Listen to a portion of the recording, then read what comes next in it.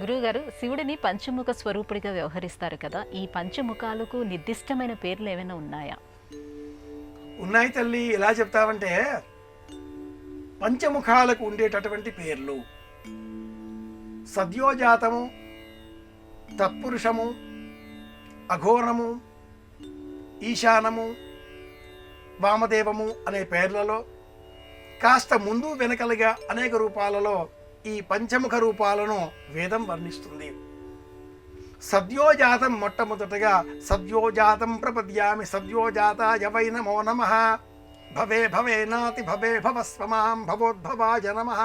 సద్యోజాత ముఖము తూర్పు వైపు, వామదేవ ముఖము రెండవ వైపు, అఘోరేభ్యః ఇది పడమరం వైపు మూడవ రూపము, తత్పురుషము ఉత్తరం వైపు, ఈశానము ఊర్ధ్వం వైపు.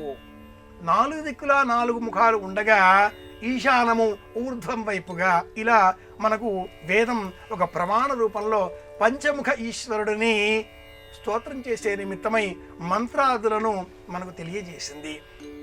మనం మహాన్యాసం అన్న పేరిట బోధాయన మహర్షి శాస్త్రాన్ని అందించినటువంటి గొప్ప ఋషి.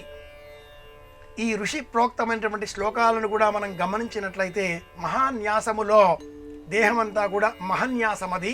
దేహములో పంచముఖ స్వరూపాలను ఇలా లోన ఆవేశింపజేసుకొని స్థిరీకరింపజేసుకొని నా రుద్రో రుద్రమర్చయేత్, దేహమంతా కూడా రుద్రతత్వాన్ని ఆపాదించుకొని పంచముఖ ధ్యానంతో శివారాధనను ఆరంభించాలి.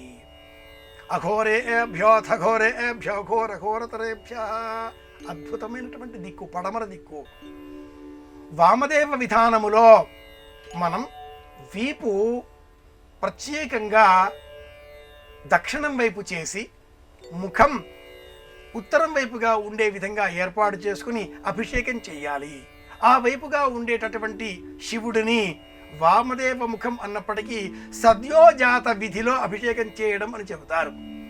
సద్యోజాత విధిలో అభిషేకం చేయడం అంటే మనం దక్షిణం వైపే కూర్చుంటాం, కానీ అభిషేక ద్రవ్యము ఇలా మనం వినియోగించేటటువంటి సమయంలో తూర్పు వైపుగా పరమేశ్వరుడి పైన సమర్పించడం జరుగుతూ ఉంటుంది. ఇలా మన వైపు నుంచి అని కాకుండా తూర్పు వైపు నుంచి సమర్పించాలి. ఇలా చేస్తే పరమేశ్వర అభిషేకంలో సద్యోజాత విధి అని పేరు. పంచముఖ శివలింగాన్ని మనం దర్శనం చేసుకుంటే సమస్త పాపాలు తొలగిపోతాయి, ఆరోగ్యం చేకూరుతుంది.